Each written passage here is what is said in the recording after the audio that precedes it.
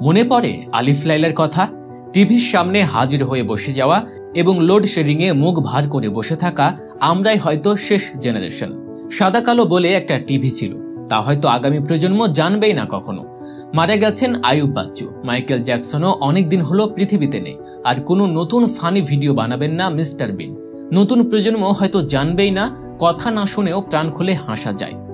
শুক্রবার মানেই বাংলা সিনেমা দেখার কথা মনে পড়লে এখন হাস্যকর লাগতেই পারে অনেকের কাছে। একটিমাত্র টিভি, আর সেই টিভি দেখতে ঘর ভর্তি মানুষ। সবাই মিলেও যে একটা সিনেমা দেখা যায় তা হয়তো বুঝবেই না নতুন প্রজন্ম। হয়তো মিনা মিঠু বড় হয়ে গেছে এতদিনে। দারুণ দারুণ গল্পে তাদের প্রতিবাদী কণ্ঠ এখন আর দেখা যায় না টিভির পর্দায়।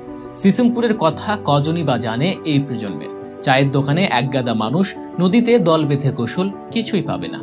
ভাই বোন এখন যে যার মতো থাকে। আনন্দ কিংবা মারামারি কোনোটাই আর আগের মতো হয় না। মায়ের চুলার পাশে বসে পিঠা খাওয়া এখন আর হয় না।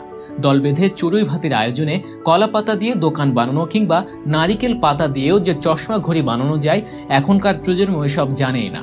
আক্ষরিক অর্থেই এই পৃথিবীর সব থেকে ভাগ্যবান জেনারেশন আমরাই, যারা 90-এর মাঝামাঝি থেকে 2005-06 অব্দি শৈশব কাটিয়েছি। আমাদের সময়ে এমন একটা ঘড়ি ছিল যেটা হাতে দিয়েও গোসল করা যেত। পেঁপের ডাঁটি দিয়েও যে টিউবওয়েল বানানো যায় তা এখনকার জেনারেশনের কজনই বা জানে। হারিকেন কিংবা মোমবাতি ছিল পড়ার জন্য একমাত্র আলোর ব্যবস্থা। এখনকার প্রজন্ম তা হয়তো জানেই না। সন্ধ্যা নামলে উঠানে বড় আসন পেতে পরিবারের সবাই মিলে দাদা দাদি কিংবা নানা নানির মুখে হাজারো গল্প শোনা আর আকাশের চাঁদ দ্বারা দেখা এখনকার জেনারেশনের কতজনের ভাগ্যেই জোটে। সলমান শাহ আর কখনো বাংলা সিনেমায় আসবেন না। রাজ্জাক, রাজীব, হুমায়ুন ফরিদি সহ সবার অভিনয় কি অসাধারণ ছিল। টেলি সামাদ, দিলদাররা তো অনেক আগেই চলে গেছেন।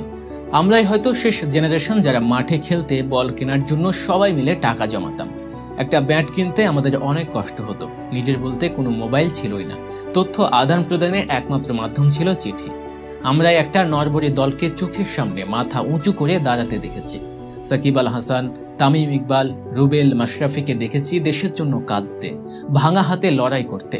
জেমস, আইয়ুব বাচ্চু, শিরোনামহীন, মাইলসের সবচেয়ে ভালো গানের সাক্ষী আমরাই। আসিফের ও প্রিয়া গান, জেমসের রাতের তারা, বাবা কতদিন দেখি না তোমায়, কিংবা আইয়ুব বাচ্চুর আমি কষ্ট পেতে ভালোবাসি, দুর্দান্ত সব জনপ্রিয় গানের সাক্ষী এই আমরাই। খুব সহজলভ্য ইন্টারনেট পেয়েছি, গুগল, ইউটিউব, ফেসবুক সব পেয়েছি।